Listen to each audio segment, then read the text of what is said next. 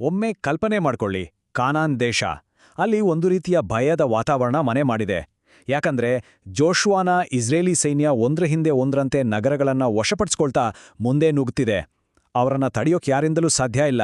ಆದ್ರೆ ಒಂದು ನಗರ, ಅದು ಮಾತ್ರ ಯುದ್ಧದ ಬದಲು ಕುತಂತ್ರದಿಂದ ಬದುಕುಳಿಯೋಕೆ ನಿರ್ಧಾರ ಮಾಡುತ್ತೆ. ಇದು ಗಿಬ್ಯೋನಿನ ಆ ಕುತಂತ್ರದ ಒಡಂಬಡಿಕೆಯ ಕಥೆ. ಗಿಬಿಯೋನಿನ ಜನರಿಗೆ ಸ್ಪಷ್ಟವಾಗಿ ಗೊತ್ತಿತ್ತು, ನೇರವಾಗಿ ಯುದ್ಧಕ್ಕೆ ಇಳಿದ್ರೆ ಅದು ಆತ್ಮಹತ್ಯೆಗೆ ಸಮ ಅಂತ. ಹಾಗಾಗಿ ಅವರು ಒಂದು ಹತಾಶತಂತ್ರವನ್ನ ರೂಪಿಸಲು ಮುಂದಾದರು. ಅವರ ಆ ಮನಸ್ಥಿತಿಯನ್ನ ಈ ಮಾತುಗಳು ಎಷ್ಟು ಚೆನ್ನಾಗಿ ಹಿಡಿದಿಡುತ್ತೆ ನೋಡಿ. ಯುದ್ಧದಲ್ಲಿ ಕಾದಿರುವುದು ಸಾವು, ಕುತಂತ್ರದಲ್ಲಿ ಬಹುಶಃ ಜೀವನವಿದೆ. ಮೊದಲು ಅಲ್ಲಿನ ಪರಿಸ್ಥಿತಿ ಹೇಗಿತ್ತು ಅಂತ ಅರ್ಥ ಮಾಡ್ಕೊಳ್ಳೋಣ. ಜೆರಿಕೋ ಪಟ್ಟಣದ ಬೃಹತ್ ಕೋಟೆಗಳು ಕುಸಿದು ಬಿದ್ದಿದ್ವು. ಈ ಪಟ್ಟಣ ಬೆಂಕಿಗೆ ಆಹುತಿಯಾಗಿತ್ತು. ಜೋಶುವನ ಸೈನ್ಯದ ಶಕ್ತಿ ಎಂಥದ್ದು, ಮತ್ತೆ ಆ ದೇಶದ ಎಲ್ಲಾ ನಿವಾಸಿಗಳನ್ನ ನಾಶ ಮಾಡಬೇಕು ಅನ್ನೋದು ದೇವರ ಆಜ್ಞೆ ಅನ್ನೋದು ಎಲ್ಲರಿಗೂ ಗೊತ್ತಿತ್ತು. ಯೋಚನೆ ಮಾಡಿ, ಇಂಥ ಒಂದು ಸಂಕಷ್ಟದ ಪರಿಸ್ಥಿತಿಯಲ್ಲಿ ಗಿಬ್ಯೋನಿನ ಜನರು ಸಿಕ್ಕಾಕೊಂಡಿದ್ರು. ಈ ಹೋಲಿಕೆ ನಿಜಕ್ಕೂ ಬಹಳ ಆಸಕ್ತಿಕರವಾಗಿದೆ. ಒಂದು ಕಡೆ ಇಸ್ರೇಲಿಗರ ಹಿಂದೆ ದೈವಿಕ ಶಕ್ತಿಯೇ ಇತ್ತು. ಮತ್ತೊಂದು ಕಡೆ ಗಿಬ್ಯೋನಿನ ಜನರ ಭಯ, ಅದು ತುಂಬಾನೇ ಸಹಜವಾಗಿತ್ತು. ಯಾಕಂದ್ರೆ ಅವರು ಬಹಳ ಪ್ರಾಕ್ಟಿಕಲ್ ಆಗಿ ಯೋಚನೆ ಮಾಡ್ತಿದ್ರು. ಮುಂದಿನ ಸರದಿ ನಮ್ಮದೇ ಅಂತ ಅವ್ರಿಗೆ ಚೆನ್ನಾಗಿ ತಿಳಿದಿತ್ತು. ಹಾಗಾಗಿಯೇ ಗಿಬ್ಯೋನಿನ ಜನರು ಒಂದು ಅತ್ಯಂತ ಧೈರ್ಯದ, ಬಹುಶಃ ಹತಾಶೆಯ ಯೋಜನೆಯನ್ನ ರೂಪಿಸ್ತಾರೆ. ಅದೇನಂದ್ರೆ, ತಾವು ಯಾವುದೋ ದೂರದ ದೇಶದಿಂದ ಬಂದಿದ್ದೇವೆ ಅಂತ ನಾಟಕವಾಡಿ ಇಸ್ರೇಲಿಗರನ್ನ ಮೋಸಗೊಳಿಸಿ ಅವರ ಜೊತೆ ಒಂದು ಶಾಂತಿ ಒಪ್ಪಂದ ಮಾಡ್ಕೊಳ್ಳೋದು.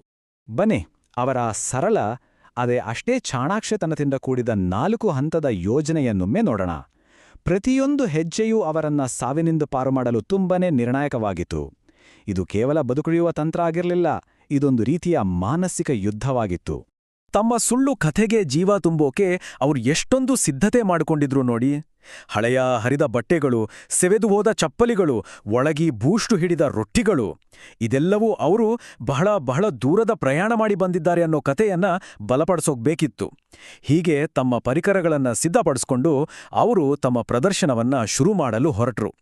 ಹೀಗೆ ವೇಷ ಮರೆಸ್ಕೊಂಡು ಇಸ್ರೇಲಿಗರ ಶಿಬಿರಕ್ಕೆ ಬಂದ ಗಿಬ್ಯೋನಿನ ಜನರ ಗುರಿ ಒಂದೇ ಆಗಿತ್ತು.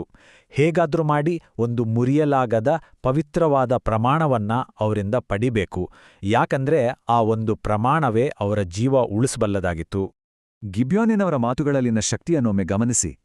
ಅವರು ಹೊಗಳಿಕೆ, ಇಸ್ರೇಲಿನ ದೇವರ ಬಗ್ಗೆ ತೋರಿಕೆಯ ಗೌರವ, ಮತ್ತೆ ಬದುಕಿಗಾಗಿ ಒಂದು ಹತಾಶ ಮನವಿ, ಇವೆಲ್ಲವನ್ನೂ ಎಷ್ಟು ಜಾಣ್ಮೆಯಿಂದ ಒಂದಾಗಿಸಿದ್ರು ನೋಡಿ. ಇಲ್ಲಿ ನೋಡಿ, ಇಸ್ರೇಲಿನ ನಾಯಕರಿಂದ ಒಂದು ನಿರ್ಣಾಯಕ ತಪ್ಪು ನಡೆದಿದ್ದು. ಗಿಬ್ಯೋನಿನವರ ಮನವೊಲಿಸುವ ಕಥೆಯಿಂದ ಮತ್ತು ಹೊಗಳಿಕೆಯಿಂದ ಪ್ರಭಾವಿಕರಾದ ಜೋಶ್ವಾ ಮತ್ತು ಉಳಿದ ನಾಯಕರು ದೇವರ ಸಲಹೆ ಕೇಳದೆಯೇ ಗಂಭೀರವಾದ ಪ್ರಮಾಣ ಮಾಡಿಬಿಟ್ರು. ಈ ಒಂದು ಪ್ರಮಾಣವೇ ಮುಂದೆ ಎಲ್ಲವನ್ನೂ ಬದಲಾಯಿಸಿತು. ಆದ್ರೆ ಯಾವ ಸುಳ್ಳು ಕೂಡ ಶಾಶ್ವತ ಅಲ್ವಾ?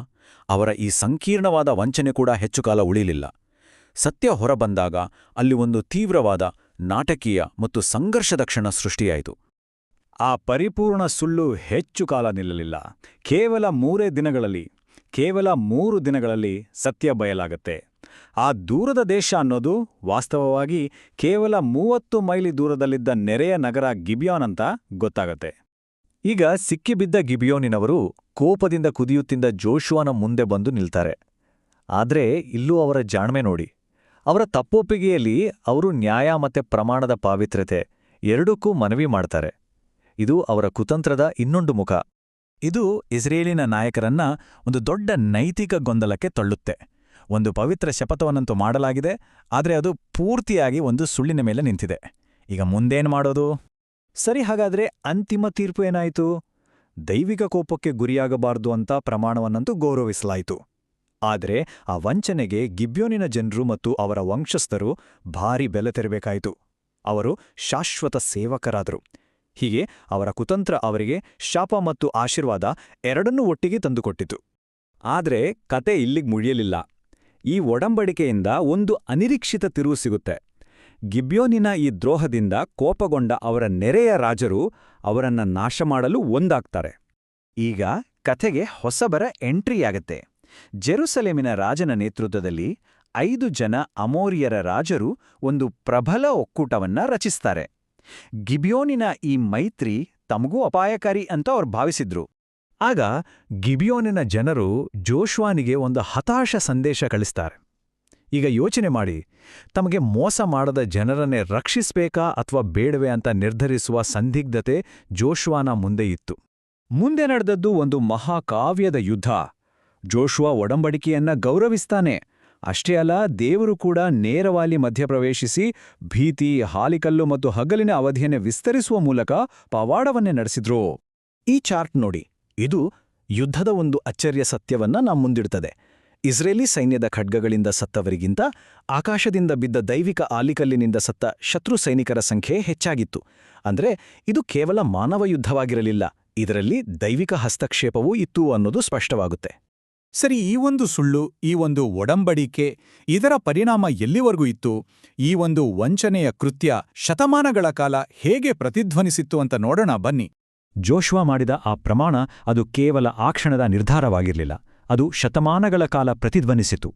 ರಾಜ ದಾವಿದನಂತಹ ನಾಯಕರು ಅದನ್ನು ಗೌರವಿಸಿದ್ರೆ, ರಾಜ ಸೌಲನಂತಹವರು ಅದನ್ನು ಮುರಿದ್ರು, ಮತ್ತು ಪ್ರತಿಯೊಂದು ಕೃತ್ಯಕ್ಕೂ ದೈವಿಕ ಪರಿಣಾಮಗಳು ಕೂಡ ಇದ್ವು. ಹಾಗಾದ್ರೆ ಈ ಇಡೀ ಕಥೆಯಿಂದ ನಾವು ಕಲಿಯೋದೇನು? ಕೆಲವು ಪ್ರಮುಖ ಅಂಶಗಳನ್ನ ನೋಡೋದಾದ್ರೆ, ಮೂರ್ಖತನದಿಂದ ಮಾಡಿದ್ರೂ ಕೂಡ ಒಂದು ಪವಿತ್ರ ಪ್ರಮಾಣವನ್ನ ಮುರಿಬಾರ್ದು ಅಂತ ಪರಿಗಣಿಸಲಾಗಿತ್ತು. ಒಂದು ವಂಚನೆ ಒಂದು ಅನಿರೀಕ್ಷಿತ ಮೈತ್ರಿಗೆ ಕಾರಣವಾಯಿತು, ಮತ್ತು ಮುಖ್ಯವಾಗಿ ಕೆಲವೊಮ್ಮೆ ಯುದ್ಧದಿಂದಲ್ಲ ಕುತಂತ್ರದಿಂದಲೂ ಬದುಕುಳಿಯಬಹುದು ಅನ್ನೋದು ಕೂಡ ತಿಳಿಯುತ್ತೆ. ಇಸ್ರೇಲಿನ ನಾಯಕರು ಕಲಿತ ಪ್ರಮುಖ ಪಾಠವನ್ನ ಈ ಮಾತುಗಳು ಬಹಳ ಸ್ಪಷ್ಟವಾಗಿ ಹೇಳ್ತವೆ. ಅಂದ್ರೆ, ಯಾವುದೇ ದೊಡ್ಡ ನಿರ್ಧಾರ ತೆಗೆದುಕೊಳ್ಳೋ ಮೊದಲು ದೈವಿಕ ಮಾರ್ಗದರ್ಶನವನ್ನ ಪಡೆಯೋದು ಎಷ್ಟು ಅವಶ್ಯಕ ಅನ್ನೋದನ್ನ ಇದು ಒತ್ತಿ ಹೇಳುತ್ತೆ. ಅಂತಿಮವಾಗಿ ಈ ಒಂದು ಪ್ರಚೋದನಕಾರಿ ಪ್ರಶ್ನೆಯೊಂದಿಗೆ ಈ ವಿಶ್ಲೇಷಣೆಯನ್ನ ಮುಗಿಸೋಣ.